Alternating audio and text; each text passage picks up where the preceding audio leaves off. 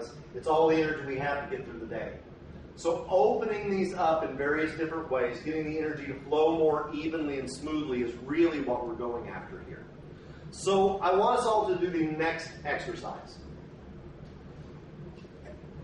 I'm going to show you the mudra just because I'm a yoga teacher. Thumb, ring, and pinky pointed out. First two fingers folded in. This would be the guy that didn't get the part of Mr. Spock.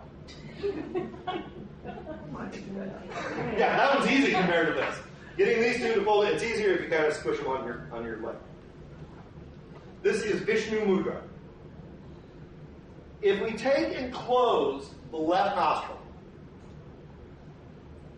and exhale out the right one, inhale right, close the right one, exhale left, inhale left, exhale right,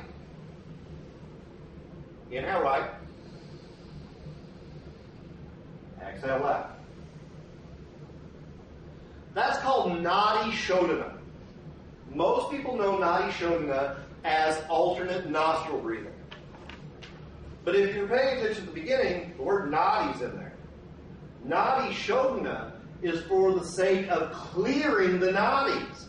This is for clearing Ida and Pingala.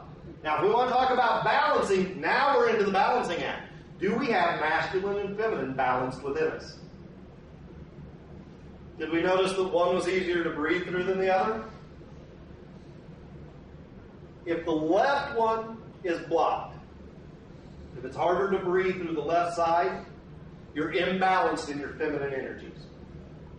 If it's harder to breathe through the right one, you're imbalanced in your masculine energies. When you get to the point where they both flow nice and evenly, now I'm not talking about I got the sniffles, I'm not talking about allergies. But if they work equally, now Ida and Pingala are actually balanced. We have yin and yang balanced within us. Now, a very interesting thing happens through the working with the chakras and the development of the energy. A lot of people, I'll use myself as the example. Most of you know I'm a shaman and intuitive consultant. I do readings for people. A lot of people come to me and they're like, that's amazing, that's so cool, and I want to develop my energy to where I can do that. In yoga terms, in Ayurveda, it's called being a siddhi. S-I-D-H-I, siddhi. The siddhis are the psychics, the healers, the channelers, the people who work within spirit, with energy. That means that one is more pronounced than the other. I have an overactive Ida.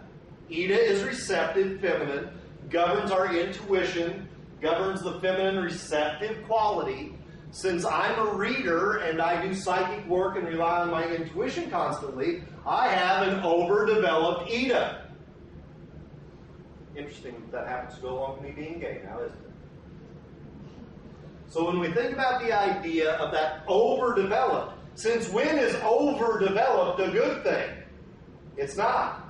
Actually, people who have one greater than the other, even though it may grant them different abilities, it's a state of imbalance. Therefore, for me to be a balanced individual with what I do professionally, I have to embrace the yang energy. Most of you who know me personally, where do you see me post from Facebook every day when I'm not here?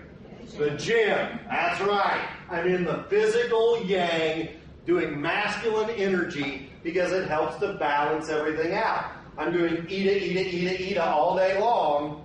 I got to get Pingala balanced up there, or it can begin to throw the chakras out of whack, and the energy isn't flowing properly anymore.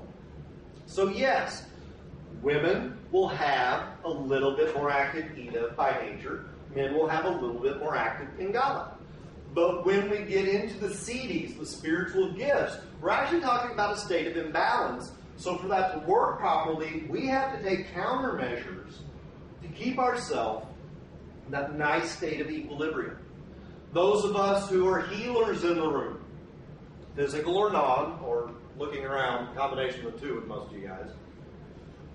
That's an overactive Pingala.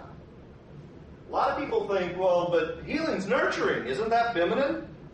You're sending that energy out. You're physically grabbing hold of those muscles and stretching them.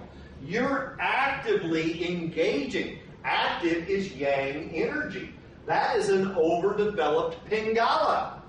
Now, how many of us that are body workers who work with that Pingala energy all the time find that the one thing that we need to do is chill out and nurture ourselves for a minute? Oh, it finally started making sense. When I say we give too much... I don't know why you're looking at me. I'm not looking at you. Overactive Pingala, we're giving, and our Ida's over there going, what about me? What about the nurturing of the self? What about doing something for me? So you begin to see where the Ida and Pingala need to be balanced as much as possible. That's where the balancing comes in. And if we do that, where they intersect up through the body opens these chakras so that the energy can flow up easily, creating a nice strong aura, opening everything up so we can draw the soul self down into our consciousness. Now we're firing on all cylinders. We're actually getting somewhere now. We're becoming a full being, living on every single level, having a complete experience. You are the entire universe having a human experience for a little while. If we can keep that in mind, everything becomes very cool in our life. So, we up to speed so far. We understand Ida Pingala. We understand Sushumna. We understand that the intersection is the actual chakra points. Now let's talk about some things that will throw them into a wonderful state and things that will throw them into not such a wonderful state. I have a rule when I counsel people. This is just a Shane thing. You may or may not agree with it. I don't care what anybody does. I care why they do it. I don't care what the activity is. I care what the motivation is. Do I care if you have a drink? Why would I? Do I care if you're drinking because you're emotionally damaged and you're trying to numb yourself out? Yeah, I got a little problem with that. Do I care if you choose to eat meat? I'm a vegetarian. I don't care if you eat meat. If you got a bloodlust and you just like killing stuff, I probably got a problem with it. I don't care what you do. Do I care if you have sex with somebody? Why would I? Do I care if you're confusing sex and love and you're using it in a manipulative way to try and make yourself feel better in some other area of your life? Ick. Yeah, that's not too great. So it doesn't matter what somebody does, it matters why they do it. So whenever we think about that cause and effect, we need to realize, just like there's no good or bad colors, there aren't really, and we could argue this all day long, there aren't really good or bad activities. In yoga, I'm going to get off on a slight side note here. Tantric yoga. We're in a yoga studio. We got to talk yoga for a second. Tantric yoga. That's on my website. It's on my business cards. It's on everything that I put out there. You say the word Tantra in the United States and people think, oh wow, we're going to learn some kinky stuff today. We're going to learn some sex practices because that's all Tantra is, isn't it? The word Tantra means to weave. It means to weave all of the elements of your life into a consistency, into a cohesiveness, so that you are the same in every single part of your life. The right-handed, or the higher tantric path, says that it doesn't matter what you do so long as you see divinity within what you're doing. Now, that's a pretty clever trick that they came up with. Because if you actually have a true sense of divinity in your life, it's not saying anything's off limits, but for a lot of us, we can't put certain things and divinity in the same space on the board. So it automatically makes us be good. It automatically puts us in a proper space. Now, I don't believe that there's some God, or devil for that matter, out there plotting and planning judgment against us. I believe that what we send back out comes back to us. I just happen to think that there are preferential experiences. And that's going to determine what I send out, because I prefer what I get back. Nobody's saying that you can't send out whatever you want to. I'm just telling you, you're going to get it back. If you have preferences like I do, that will dictate what you send out into the world. So with that being said, anything that is uplifting, makes us feel good, and is done from a proper motivation enhances the chakras. Anything that is done from an improper motivation is going to diminish the chakras. So let's say that I'm going to focus on the love that I happen to have for Jessie. We're very dear friends. We go back a long way. She knows I love her. I know she loves me. This is a wonderful thing. We have a very healthy relationship. My definition of healthy relationship requires absolutely zero maintenance. We talk when we talk. We pick up wherever we do. I call her in the middle of the night and go, I need new ohms. And she goes, oh, cool. She calls me and says, my baby needs blood. All right, when can you come in? We just free flow with it like that, and we're just cool like that. It's just how we roll. That being said, yeah. Now, here would be the negative version. I want something out of her. I don't want to reciprocate or pay or bless that baby or anything. You know I love you. Go ahead. You know I love you. And I start using that as a manipulative tool. Now, most of us in here, let's all just nod our heads, most of us in here have pure love, right? But we all have been in the experience where somebody, I just love you, and I think, you know, you're so gifted artistically. We're manipulating now. We're using love and flattery in a negative way. The intention that I'm using isn't of a high vibration. This is diminishing the chakras. When she becomes aware of the fact that this is manipulative talk, her chakras are going to pull in and get like this because it's not going to feel like love anymore. So I just use the one thing that most of us would think is untaintable, love. And my motivation was completely improper in the example. Heart chakra shrinking, collapsing in on itself, choking. Energy's not flowing up. It's not coming into the higher register of chakras, into the higher vibration. It's forcing the energy to pool down in here. Have we all noticed the people in our lives that suffer from heart disease and heart attacks often are people who can't figure out how to love others? Have we ever noticed that people that have major belly issues can't seem to form a decent relationship to save their life? A lot of people will talk about me and throat chakra. Got to talk about Harold today. Harold's a dear friend of mine. Harold's here today. Harold's dead, by the way. Harold used to work chakras at the fair circuit. I always loved it because Harold was just pretty straightforward about it. He would read chakras with pendulum. I won't explain to you how he worked the pendulum. It's not like anything you've ever seen before. We'll save that for the dowsing workshop. But he'd have somebody standing here, and he'd go, Spirit, we're checking root chakra. He'd work his pendulum, and he'd decide if it was in balance or out of balance.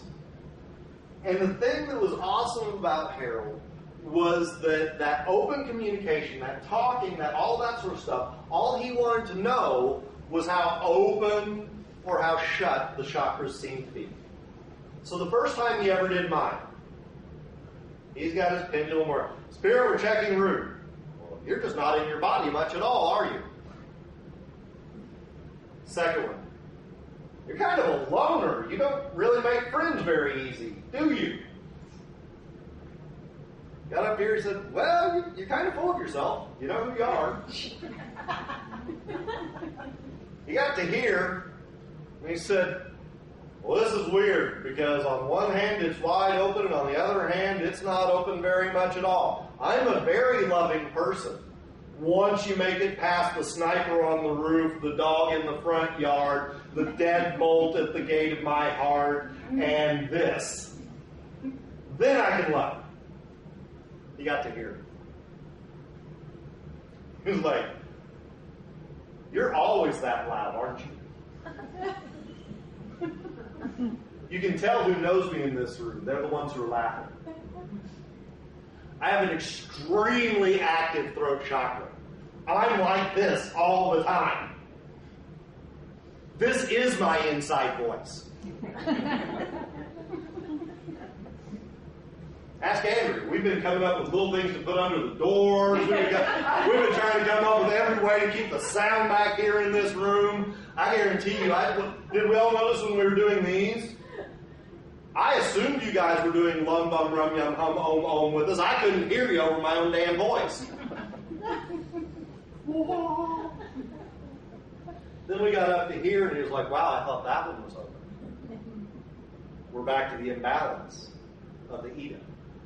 So when we're dealing with people, when we're dealing with situations, our intent, our motivation governs a great deal. What we eat has a huge amount to do with it. If we eat healthy foods, it makes for healthy chakras. You eat junk, you're putting junk in the chakras. You're physically putting junk there that the energy has to figure out how to flow around to be able to move through the body. Now, that doesn't mean that you have to embrace vegetarianism. It doesn't mean that you have to become a vegan. It doesn't mean that you... Aeritarian, that's my favorite one. It exists just on air. You don't have to become any of these, but you do have to be mindful of what you're eating, why you're eating it, and you have to find out what's right for your body.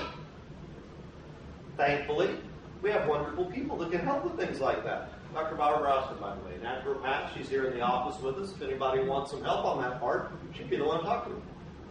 So the idea of healthy food means healthy chakras. Healthy attitude means healthy chakras. How are you going to have a wide open heart chakra if you're hating? How are you going to form healthy relationships if all you care about is your own self?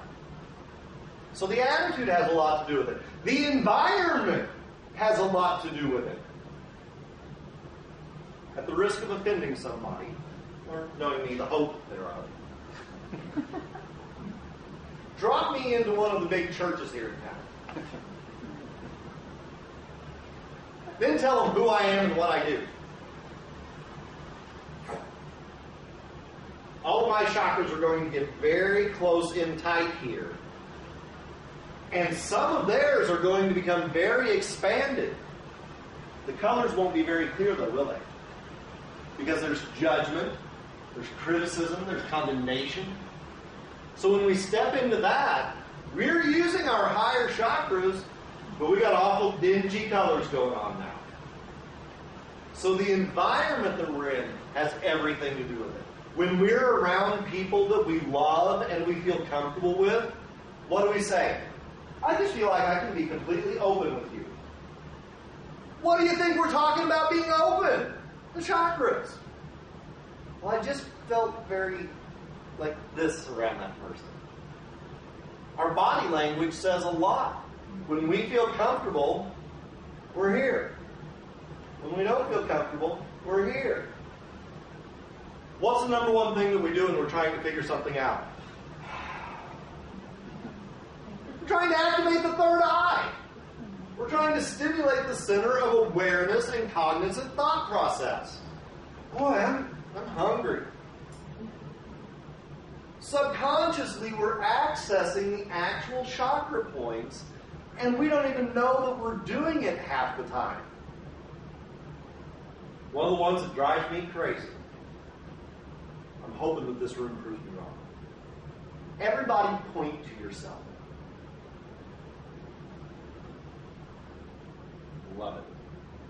This is why this is a different group. You do this in a room full of people that aren't spiritually minded. Do you realize that most people live here? They're just in their thoughts. They're thinking about the past. They're thinking about the future. They're just living here. They're not living here, and they're sure not living here. So everybody in this room is coming from the heart. They identify themselves by their heart chakra. That's good stuff. Try it sometime. Get in a group of people that didn't come spiritually seeking to a workshop where we started by aligning the chakras. Ask them to point to themselves. They'll be here. All of us think, face forward. Why in the world would we do that? Why wouldn't we lead with our heart? Why wouldn't we want people to know us here first? Because if they know us here, they won't care what this looks like. They won't care what any of this looks like. They'll be feeling a connection that's there that goes much deeper than anything else. So everything, if you want to know what affects the chakras, everything. There is nothing that doesn't affect the chakras, even double negatives. Nothing that doesn't affect the chakras. Everything does. Likewise, anything that we choose to use with proper intent can open them and make them work better. We just did a breathing exercise. You want to do a different one? You just simply take a deep breath in of white light or the color of where you're working. Exhale darkness. Let's all actually try that. Close your eyes. Take the awareness to the root.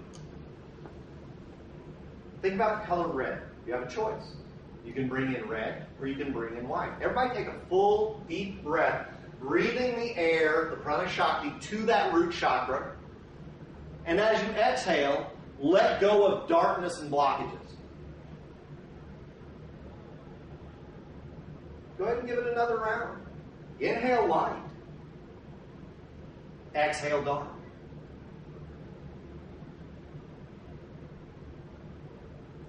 Shift it up to the second one. Inhaling light, or a very bright, vibrant orange. Exhaling darkness, limitation, insecurity, doubt, and fear. Take another one. Inhale. Charge that second chakra.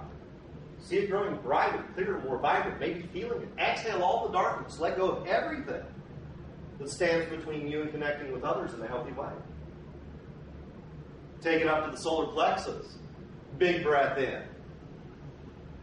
Exhale the blockages, the darkness, the negativity. Take another round. Inhale light. Exhale dark. Take it up to the heart. Inhale. Exhale. Breathing in light, green. Breathing out everything that disrupts a sense of love, gratitude, and acceptance. Lift it up to the throat. Inhale. Beautiful sky blue color. Exhale everything that stands between you and expressing your truth. Breathe in again. Let go of the darkness. Exhale completely. Third eye, indigo. Breathe in light, awareness. Exhale anything that clouds your inner vision. Take another round. Inhale. And exhale. Let's take it up to the top of our head. Inhale, connecting with your higher self. Exhale, releasing everything that diminishes that connection. One more time. Inhale. And exhale. And now let's all take a full, deep breath, drawing the energy from the root all the way up to the crown. Exhaling everything that stands in the way of that flow. And take it one more time. Inhale. And exhale. Breathing at your own pace. Sit with it for just a minute. Think about the Ida and the Pingala flowing in a balanced fashion. Think about the Shushumna beginning to open up, rising along the front side of the spine. Think about the root opening towards the floor as a vortex of energy. Second, third, fourth, fifth, and sixth chakras radiating out in front of you and behind you like double tornadoes meeting at the point there at the spine. And then think about the crown opening upward. And as that vortex opens upward, think about a beam of pure white light, divine energy flowing down from above, entering into the crown of the head, charging you, connecting you with your soul self.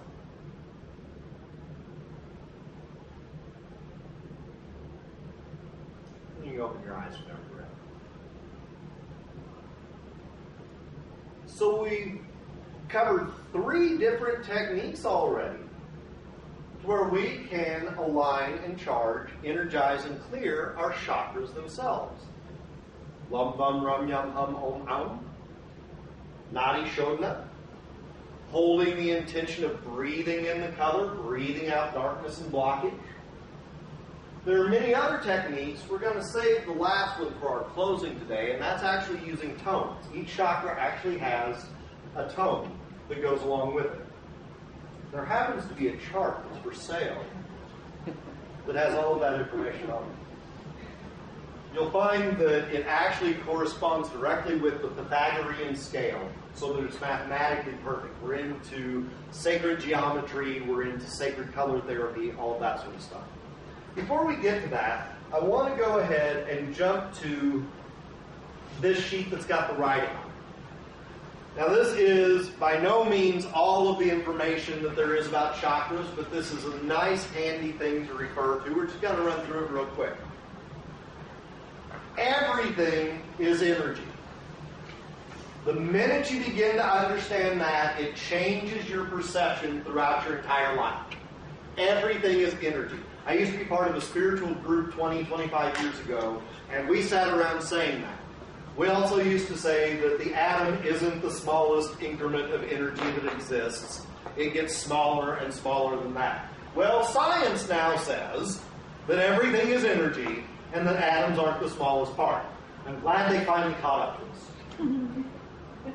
Chakras are energy centers within the body that make up a system for prana shakti or chi to flow through. They govern all aspects of our mental, physical, emotional, and spiritual selves. Prana Shakti is the energy of spirit. It is that animating force that is in everything. At the risk of sounding like a total geek, if we can all remember Yoda talking about the force. It's part of everything. It binds us together. Pretty much had it right. That's Prana Shakti.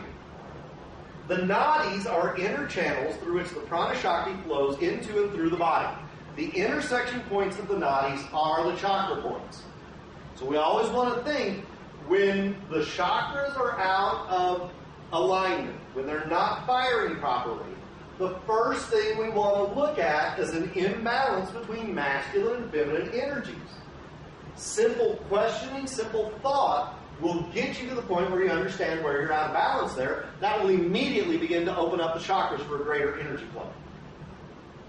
Ida is the female channel of energy that flows through the body. It enters the body at the left side of the root chakra and serpentines up through, allowing female chakras to spin, alternating one direction. Pingala is the male channel of energy, causing the chakras to spin in just the opposite direction up through the entire system. Sushumna is the central channel of energy that lies directly along the spine. Once open and clear, this channel connects us with our higher self in a very conscious way. We are always connected to our soul self. There is no way to be disconnected from your soul. There are plenty of ways to lose the awareness of the fact you're connected. There's no such thing as being disconnected from your soul. It's kind of a package deal. I do a technique, Native American, called soul retrieval. I've always hated the name of it. I happen to think our souls are perfect and the only thing about us that's bulletproof. It's actually a matter of personality retrieval. Bringing back parts of you that you've lost through trauma and experience in your life. But the soul is absolute. And there's no way for us to actually become disconnected from it We just may not be aware of that connection. So the Sushumna allows us to connect and have that in a very conscious sense. The chakras are basically little vortexes of energy. I think that's actually vortices, but we're not in an English class. So the center pulls in the energy and then disperses it outwardly, much like a tornado. Those of you who know me will understand why I think it is a very spiritual thing to be able to say the chakras both suck and blow. The chakras sit along the front side of the spine within the body. The root chakra opens downward, drawing the energy into the body through the legs and the pelvic area. 2 through 6 open outwardly, both forward and back, and then the crown opens upward. This would be one of the main things that I see people misunderstanding about the chakras. They want them all to radiate forward. They radiate forward and backward, they open downward and upward. And when you think about creating the aura, it makes a whole lot more sense. Prana enters the body through the nadis and channels upward through the chakra system. As each chakra draws the energy into its center, it's then dispersed outwardly. This energy field around us acts as a shield and a sensory apparatus for us. It touches everything around us and allows us to feel, through our intuition, the elements of our surroundings on a very deep level. Now, a very cool thing has happened here today. We all have auras. We've done lots of energetic exercises already, so our auras are way out here, right?